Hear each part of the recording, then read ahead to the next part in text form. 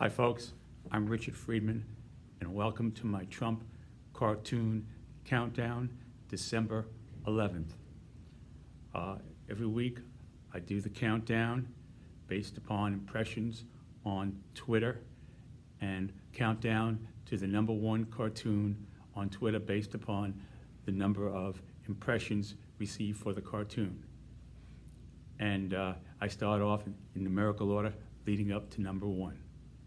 So here basically is numero cuatro, number 4. Before we get into the cartoon, I just want to give you some background here, introduce you to the thrust of the cartoon. Okay, this is here we have President Trump in a tweet, doing a recent tweet. You see that, and this is basically the report that President Trump was objecting to. I've kind of paraphrased it down to get the essence of it. And basically what happened here is that President Trump got very angry with his FBI Director Wray for basically reading the report and saying what he thought about it.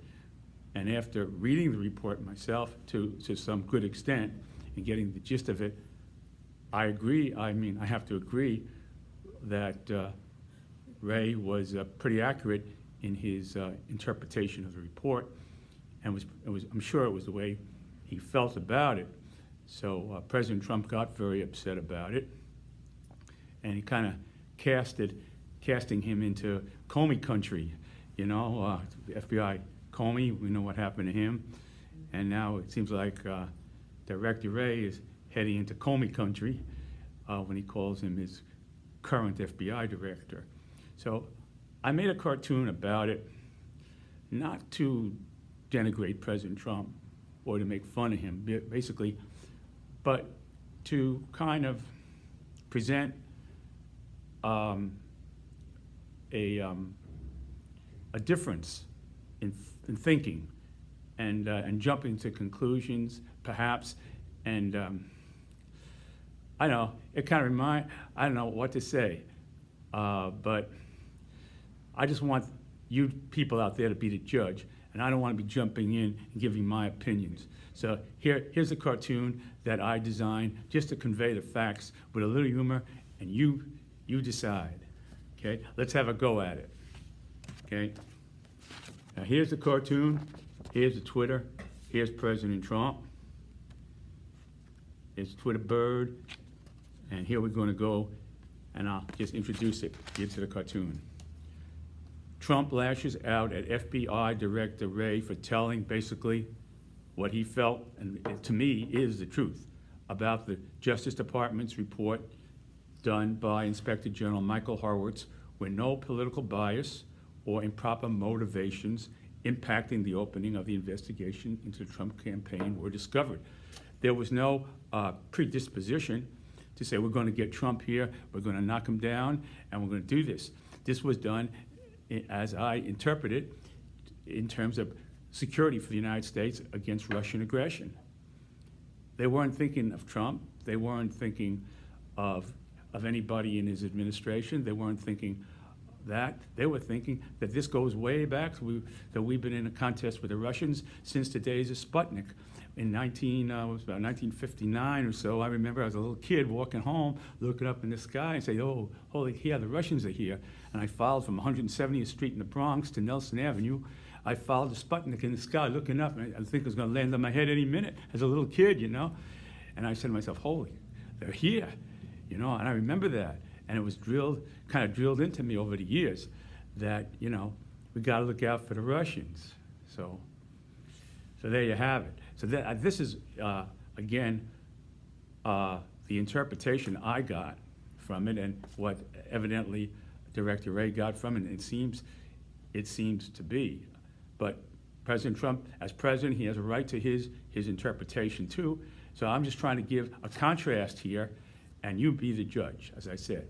So here's President Trump's tweet, Donald J. Trump @real Donald Trump. Okay, so I'm going to put that up here. Okay, here it is. For a minute.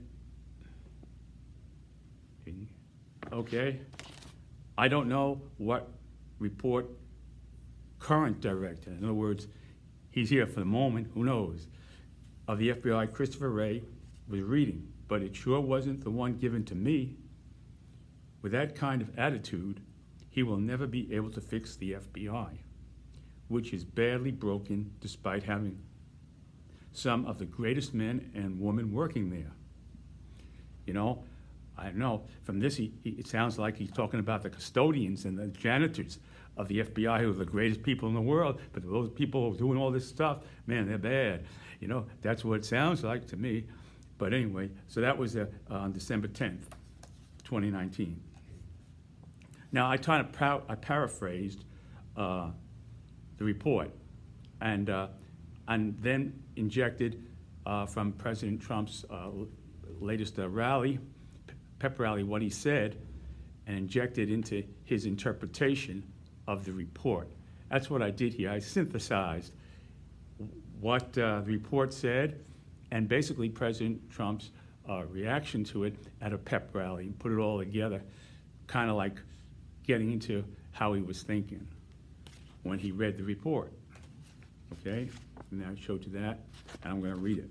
The fact that some FBI personnel did not comply with his existing policies, neglected to exercise appropriate diligence, and to meet the standard of conduct our country expects of the FBI. Okay, so what the person who did this report, basically, this was from the Justice Department, the Inspector General. He's saying all these things about the that everybody agrees upon, that the FBI needs to clean up their act in these areas of investigating, and the dossier. This is a dossier that's very questionable, and it appears that well, the allegation is, let's put it this way, the allegation is that in some way, shape, or form, that the Hillary Clinton campaign had something to do with hiring this guy, Steele, to do a dossier, a investigation on President Trump, to get as much dirt as they could. And these people have to stay in the framework of legal. This is a court, the FISA court, okay? And this is a Foreign Intelligence Service. This idea of having this court was passed in 1978. It's a Foreign Intelligence Service Act, and that's what FISA stands for, Foreign Intelligence Service Surveillance Act, Foreign Intelligence Service Act.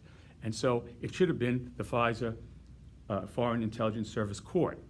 See, then it would make sense. You wouldn't be wondering what FISA is, but it should have been a C at the end, and it's sometimes said that way, with the C at the end, meaning the court. And this court has it's like the Supreme Court of Surveillance. I mean, they could do anything.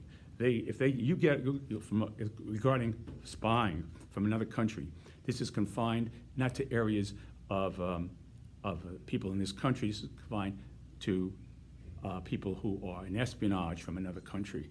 And they can go to court, this FISA court, and get a warrant called the FISA warrant, and they could wiretap you, or they could put a bug on your toilet if they wanted to. They can do anything they wanted to do. I mean, they call it like the nuclear warrant. It should, I mean, it's a nuclear warrant because they can go anywhere, any place, and kind of. They got you. You're 24/7. 24/7. So that's why it has to be done. The FBI didn't do it right, and from what I read, they didn't. If it's to use a dossier basically and say, well, this guy he's a spy.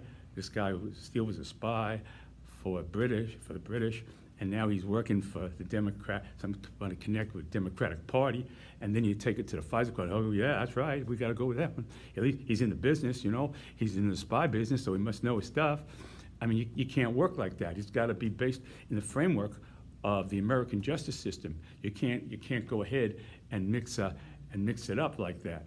So that's basically what happened here. That is a given. That's a given. That's not speculation, because that was admitted to. So President Trump kind of lashed onto it, you know. Like I remember I was a little kid going fishing with my uncle. He gave me a little drop line, we dropped it in, and I got a bite on thing, and I got my first catch of the day. I was hanging on to that fish, and I was pulling it up the fish, and that's what President Trump basically did with this whole thing. There are other things too besides that. There were other things with emails that they kind of screwed around with, but this was the main course of the whole thing. So President Trump just, you know, he picked it up from, I gotta get this fish, boy. So what I'm saying to you is that he kind of, if you want to stretch it a bit, you can say he magnified it in a way. I don't know. But the thing is, his reaction was not appropriate. His reaction to Gray, because Gray, this director, he really seemed like he was concerned and doing a good job, because he gave both sides. So that's the story with that. And now here's President Trump. Again, I'm going to read this in totality so you get the full impact. The fact that some FBI personnel did not comply with existing policies, neglected to exercise appropriate diligence and to meet the standard of conduct our country expects of the FBI, such as relying on a dossier compiled as part of a Democratic-funded opposition research campaign by a former British spy, proves there was a attempted overthrow. Now, President Trump is saying, basically at a rally, he said he believed there was an attempted overthrow of the government based upon a few emails that got screwed up and a few other things in this dossier, that they were attempting to overthrow the government. You know, it kind of like goes back to the French Revolution type of thing, you know? So, I mean, and then he goes on, of the government by the FBI, who scum destroy lives. So he called them scum at a pep rally. I mean, the President of the United States, it don't sound good to use words like that. It just doesn't, you know? I mean, it just doesn't, I mean, it's good for the base, but you want to be President of the United States, not President of your base. So I just wanted to make that point, the disparity between the report and President Trump's reaction to it, and that President Trump has and so do other people, have a right to be concerned about how the FBI performed here, but they don't have a right to start calling people scum and denigrating the whole bureau for the actions of a few people who did this, you know. And that's about it on that. And I think that's about enough of that. Okay, now here's a second cartoon, a lighter cartoon that I did. This Attorney General Barr. Now, Attorney General Barr, I guess he saw what was happening here, you see? And it was his Department of Justice, basically, under this Pfizer that came up with the report. So, I mean, the logical thing would have been to lash out at the man who's head of the Justice Department, whose people did the report. But the fact is that this man of the FBI, he basically said he injected his thought and his reaction to what went on with his people, and he was trying to acknowledge that there was a problem. But in the end, he got it from President Trump. So that's it. Again, I want to put that aside. Here's Barr. Now, he's trying to keep his job and stay in good step with the president. So what happens here is basically that Barr is saying from the get-go, it was bad faith, the investigation into the Russian probe regarding President Trump and his Russian let's say, allegations that he was or suspicions. It's more like suspicions that he was, you know, involved with Russia, not to the betterment of the United States, and he was putting himself, his business affairs before the United States. This is an allegation that was made, and there was enough evidence for them, apparently, to go ahead and launch this probe. And so what Barr is saying here is that the evidence, they went too fast, and it was like hasty pudding, you know? Like a kid eating the chocolate pudding, you know, you go, oh, I want to get that pudding, you know?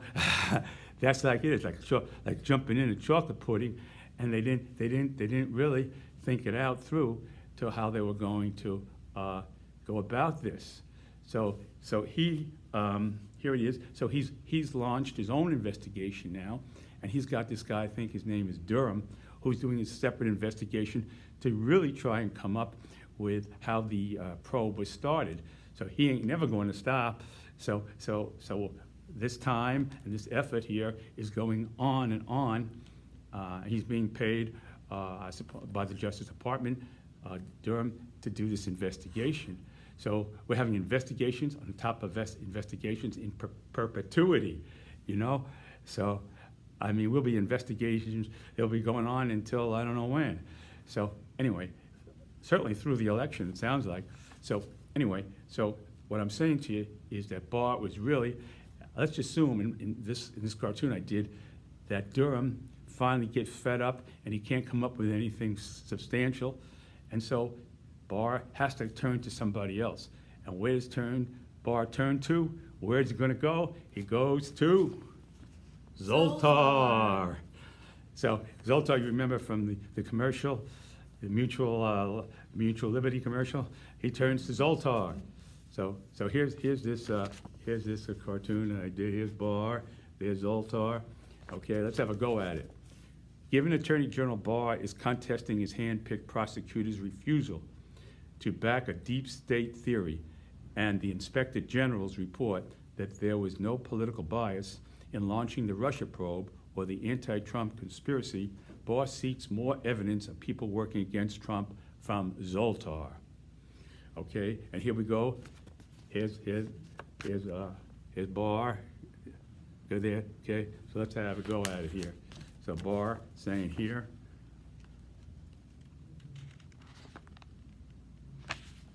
Zoltar, I need evidence that the Trump campaign was spied on in 2016. Can you help me? And here's Zoltar. Zoltar says, here he is, Zoltar.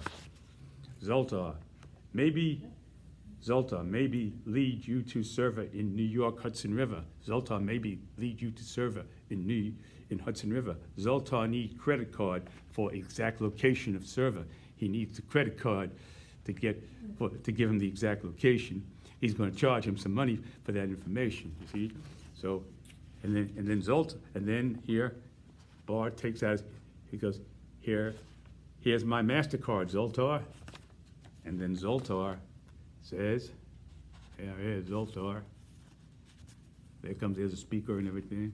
And Zoltar says, Zoltar have number. Zoltar see server in sunken 1807 North River steamboat. Because back in the 1800s, steamboats used to go up and down the Hudson River in New York, along New York City there. There were steamboats for the first time that people were able to get around, and that was the start of really of New York City becoming what it is today.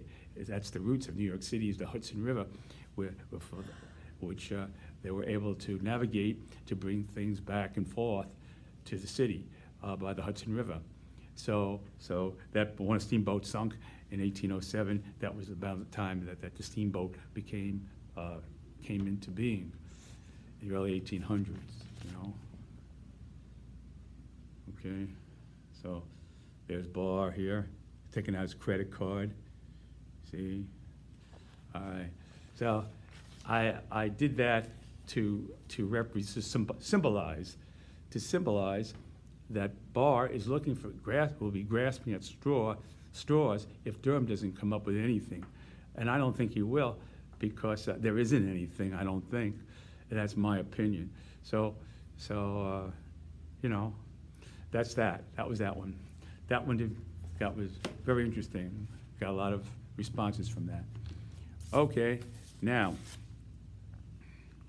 this is Trump in real time. This is Professor Turley here. We're going to introduce you to the characters here in this cartoon first. This is Professor Turley, who testified the other day. One of basically three legal scholars who was against the impeachment of President Trump at the hearing. See, but there's Turley.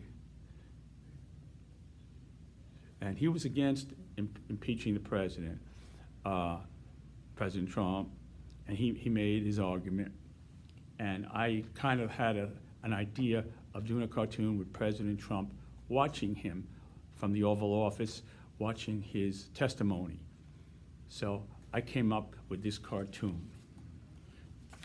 Okay. There's George Washington. He's looking down on the whole situation there.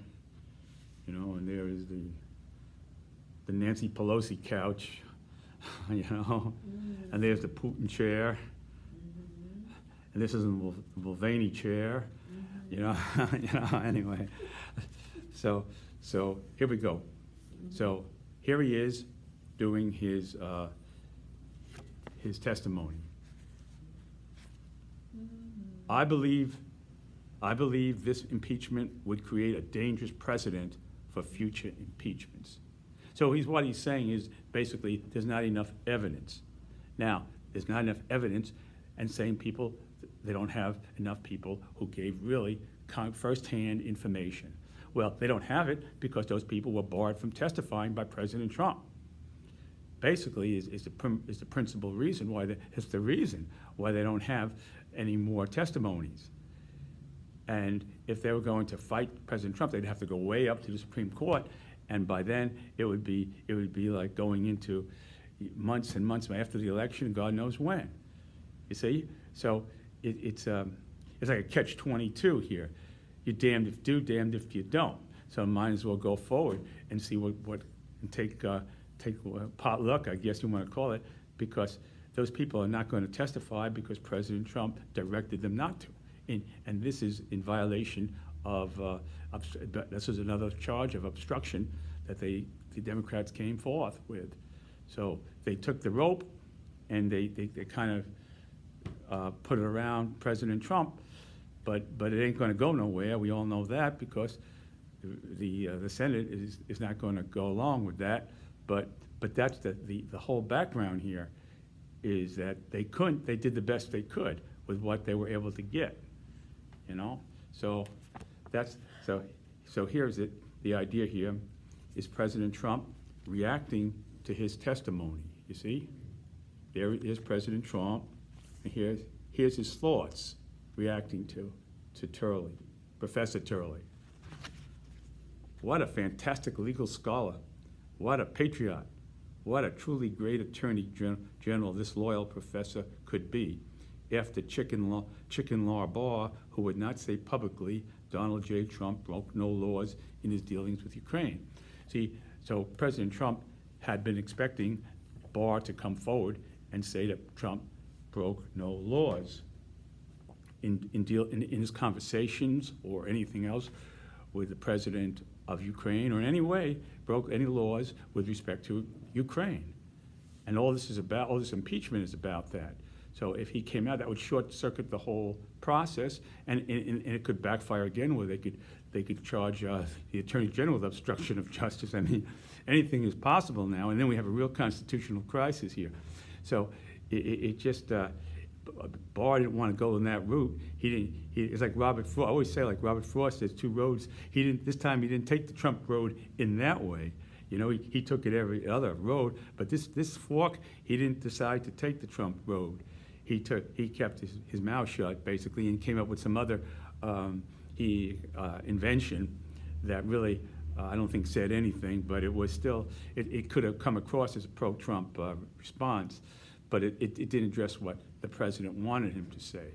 So he took a detour, let's say, he took a detour off the expressway and went the back road to say something, which didn't measure up to what President Trump wanted him to say. So he escaped falling into that other attorney general, who we call Mr. Magoo, So anyway, so I don't want to go that way. I don't want to go over there. So that's the story here with this cartoon. President Trump's reaction to Turley, and he's basically thumbs up, in the Oval Office to that testimony, thinking perhaps he's a great scholar and a great legal authority who could someday may be replacing Attorney General, or perhaps the Supreme Court. Maybe we could put him on the Supreme Court. That would even be better, you know? Turley, Supreme Court Justice Turley on the Supreme Court. That would be great. That would be really great. So that would be another possible future position for Professor Turley. The Supreme Court, why not? And Ruth Bader gets past 100. Maybe she's 100 a few years from now, you know? But who knows, right? Okay. All right, that's about it with that. A last look, and there's George Washington here, looking down. He's a little bit somber there. He's saying, what the hell, what have I started here, you know? How did it get to this? George Washington thinking, how did it ever get this way? How did it get to this point? It's George. Okay, now, numero uno. This was #1 cartoon of the week, as far as impressions on Twitter. And here we go. This is Rudy Giuliani was away for a while, you know. He wasn't in Florida, he wasn't in Bermuda. He didn't go to where'd he go? He went back to Ukraine. Like back to Alaska, back to Ukraine. He went back to Ukraine. Okay? And he also stopped off in Hungary, too. And he met with Ukrainian prosecutors to produce a documentary. He's putting together a documentary in support of President Trump about what happened in Ukraine to try to paint the picture. I would assume that there was corruption there, and the Ukrainians were somehow, some company was involved with what happened with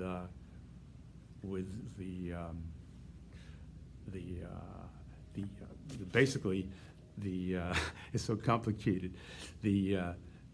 When there was a well, I'm trying to think of, there's so many avenues here. Oh yeah, what happened was there was this I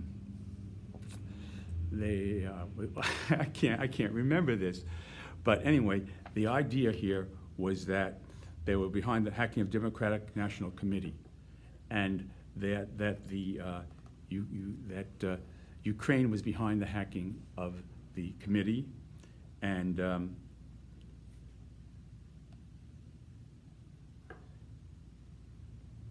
okay, and basically the whole idea was to create this documentary showing that Ukraine was behind it, and also that they, I'm just thinking for the right words here, and I can't remember. But anyway, here it is.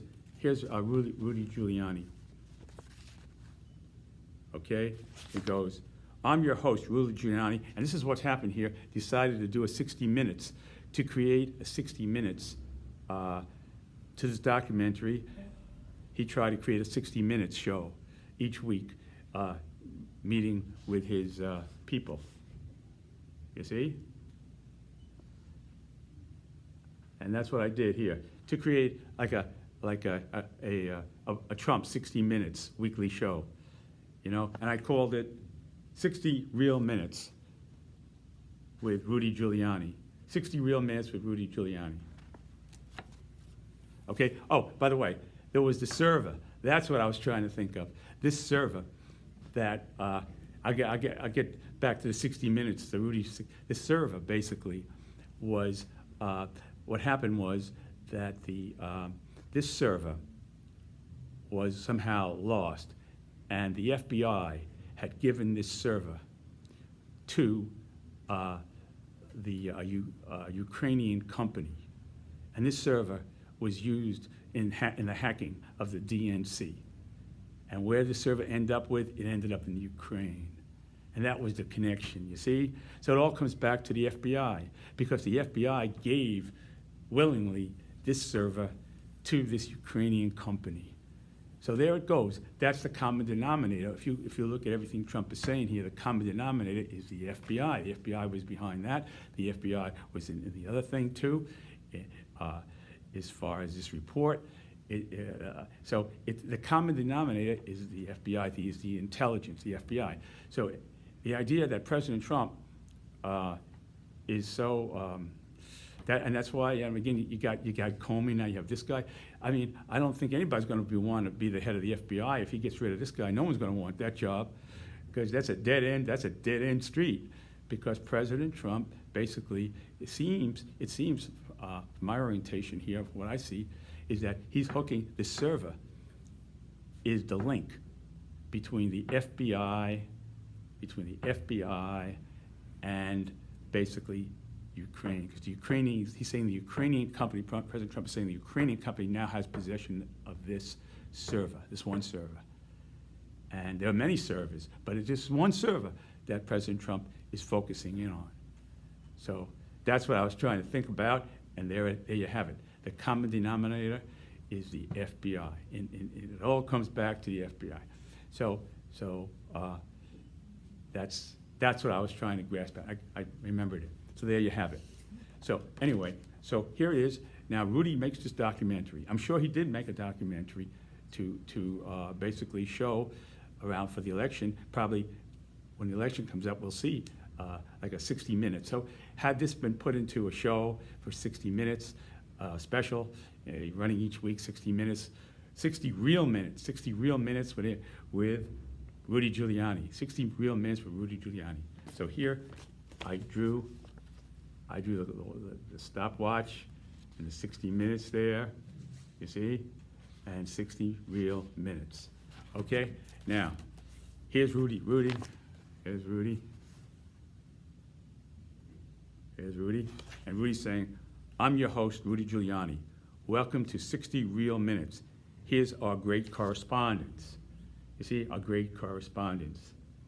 See, so what I did is I did a hybrid of the real 60-minute people with the people on 60 Minutes.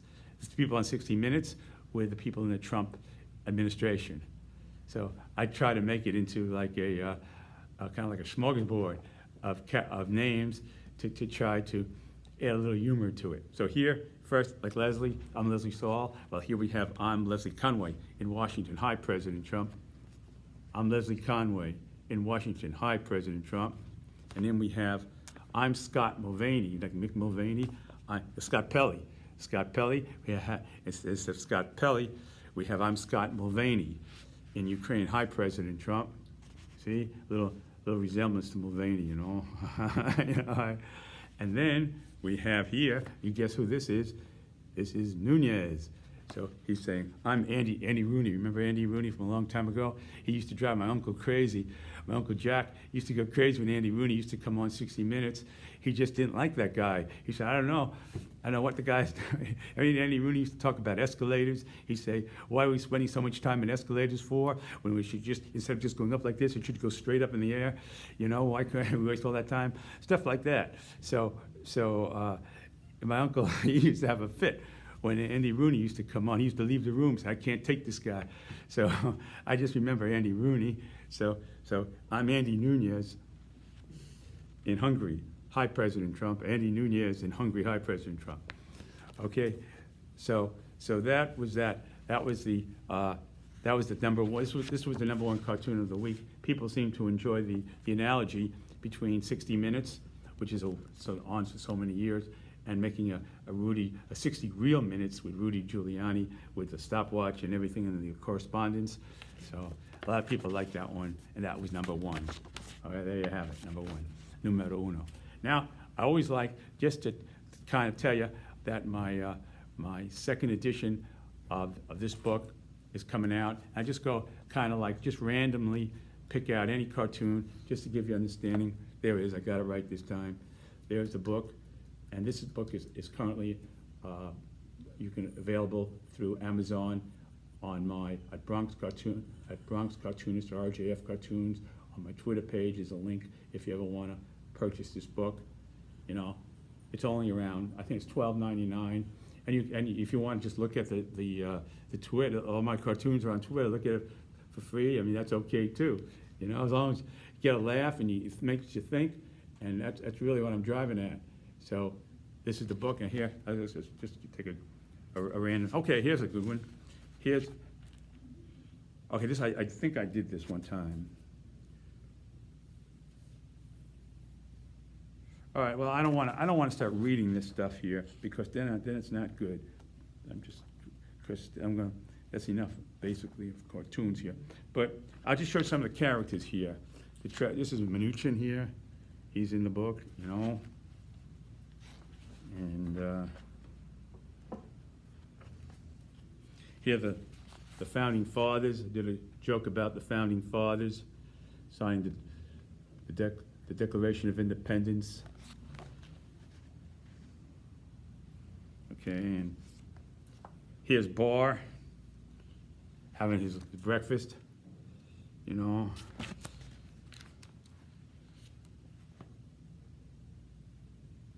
All right.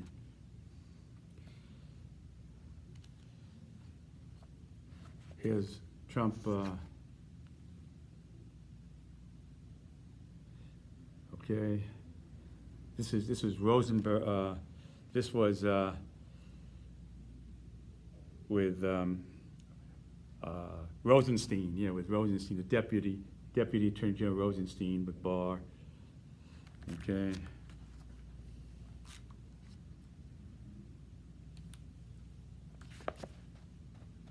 There's Russian President Putin. There's Trump with the Queen. We got Biden here. There's Biden in the Oval Office with Trump.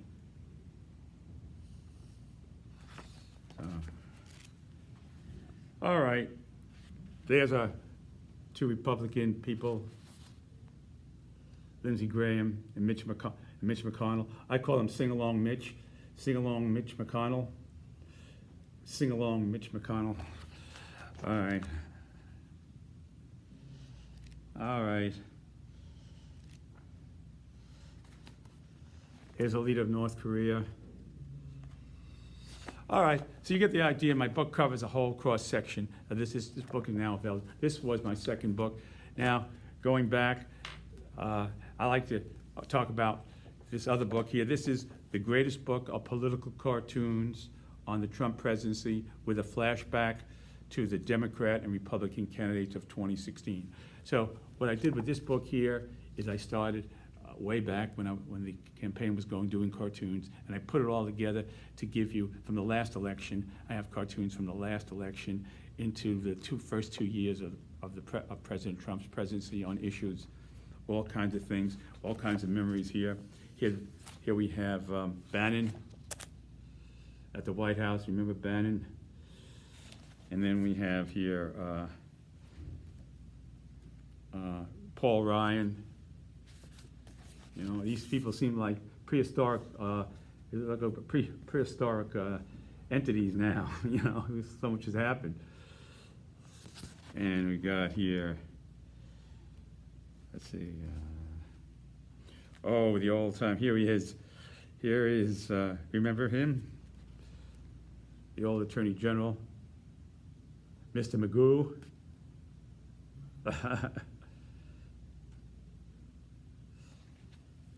Okay.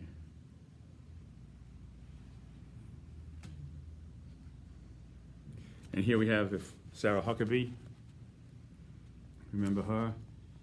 A long time, along with Idi Amin and Gaddafi. I don't remember what that was, but here we have the Beverly Hillbillies. We don't leave out anybody. The Beverly Hillbillies. We even threw them in here.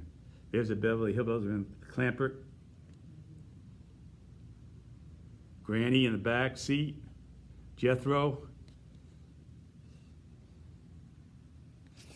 All right. Here's Kellyanne Conway. She's still around. You got to give her credit for one thing, hanging in there. She hangs in there. Kellyanne Conway hangs in there. She's still around. Here's Comey.